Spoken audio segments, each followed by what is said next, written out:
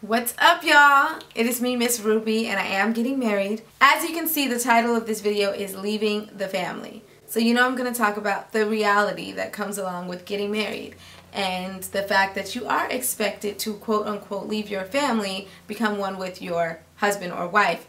But I want to talk about what that means in general and what it means to me. So I'm about a month and a half away from getting married, and Mother's Day just passed. So this entire past week has kind of revolved around that, as much time as I have been able to contribute to Mother's Day. And I've really had some time to just think about the fact that getting married, I am quote unquote leaving my family and joining my husband to become one. And that's always been something that has been a good thing to me, but I never really thought about it in depth. So I've just been thinking a lot about my interaction with my family, my relationship with my family, and I've noticed some things that have to change. I come from a big family, just to catch you guys up for those of you who don't know. My mom had 7 kids, I'm the middle child, and we grew up with very rough childhood, very, you know, impoverished, and things were just tough. But as we have gotten older, we have been blessed to have been influenced by more people, more of a variety of people, and majority of us are educated. At least half of us pursued higher education in college, which is great, statistically speaking, based on the family that precedes our generation. We should all be on the streets right now. So thank you to God that that's not the case. But because I think of the scars that exist in our past, I think that we've all learned to deal with it differently. Coming from a family of 7, it's extremely dynamic, and it's interesting because we've grown to be so close as far as how well we get along with one another, but we're so distant. One of my sisters lives overseas, the other 2 are away in college, and then the rest of us are here, but we all have our own lives. And when it comes to family affairs, I am usually very, very involved. I have been, like, I guess, playing mom for a long time.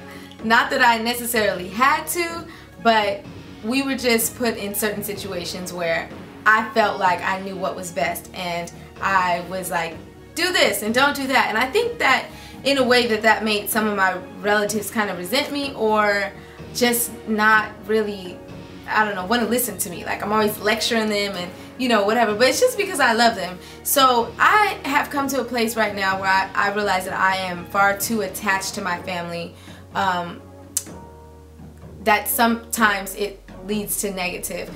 I'm so attached that it's like when they fall, I feel the pain. You know what I'm saying? Like, I don't know if any of you are like that, but it's not healthy, because I find myself crying a lot and being depressed a lot about the sadness that I know some of my relatives are going through or experiencing, or just being disappointed in some of their actions. And that's really not my place to be disappointed, because I'm their sister. I'm really not their mom. I don't know, I just feel this strong spiritual connection with my family.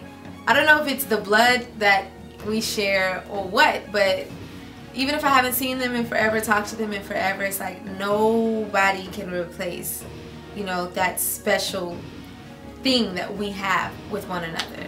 And since we've overcome so much, I just feel like we can totally rewrite history. Like, if everyone was on board together with me at all times, it's like we would all see that we bring something different, unique, and strong to the table, to where we can reshape what our family has been through. You know, we can do it together, and with 7 of us in a chain linked together doing this, I mean, it would never be the same. It would be so much better.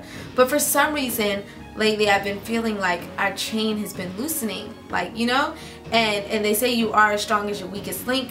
I can't exactly identify where the weakest link is, but all I've really been preoccupied with as far as family goes is trying to correct that, and trying to find where that weakness is and fix it, so we can, you know, be strong again. But a part of me is kind of feeling like, well, maybe I'm supposed to break free and link up with my husband. And for some reason, even though I don't feel lonely with him, I'm very fulfilled, it just feels lonely to imagine me separating from my brothers and sisters and just becoming one with one other. you know, like, I don't know, and I guess that's where the idea comes into play about, you know, becoming one, leaving your family.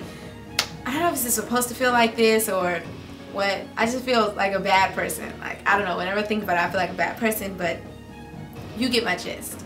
I had a long talk with my baby brother, who's very intelligent and very enlightened, very wise. He just basically reminded me, like, if I don't go out and get it, if I don't go out and be the example of what I'm preaching to everybody, it's like, how am I ever going to really truly help them? You know, like, people aren't just going to listen to what you say. They're going to look at what you do. And I finally gained understanding on, if you love someone, sometimes that means you have to leave them alone. I'm at a point where all of the things that I dream about, including being married and having a family, can actually come true. But not if I'm constantly looking in the rearview mirror. And if you haven't seen or spoken to your siblings, your mom, your aunts, uncles, grandma, grandpa, whatever, in a long time, give somebody a call today. Tell them that you love them and you were thinking about them. And most importantly, keep them in your prayers, because ain't nothing like family, you know? My heart pumping, bleed ruby red. Amazing love.